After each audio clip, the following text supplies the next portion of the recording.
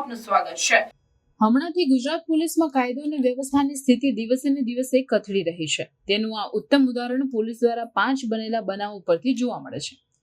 Police જાણે ઊંઘમાં હોય કે પછી શિવરાત્રીનો નશો હોય તેમ એક પછી એક બનાવો પરથી લાગી રહ્યું છે। ગુજરાતમાં કેટલાક પોલીસ કર્મીઓ પોલીસ વર્દીને લાંછનરૂપ બનતા હોય તેવું જોવા મળી રહ્યું છે।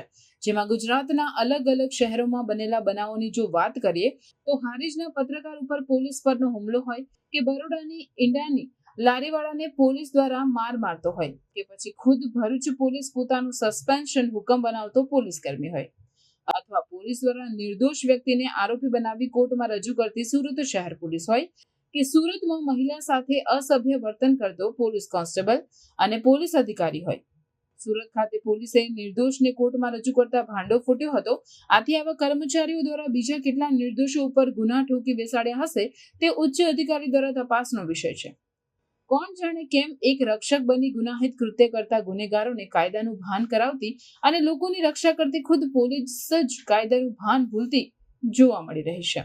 આવો અમે નથી કહેતા, જે તાજેતરમાં ગુજરાતના અલગ અલગ શહેરોમાં બનેલા 5 બનાવો જે પ્રચાર પ્રસાર માધ્યમો દ્વારા સમાચાર પ્રસારિત થયેલા તેમાં દેખાઈ આવે છે।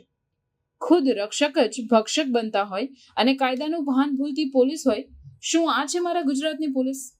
જ્યારે પોલીસ લોકોની રક્ષક બનતી હોય ત્યાં આવા અમુક પોલીસ કર્મીઓના આવા વ્યવહારથી સાચા અને નિષ્ઠાવાન પોલીસ કર્મીઓ ઉપર પણ લોકોનો વિશ્વાસ ઉઠી જાય છે।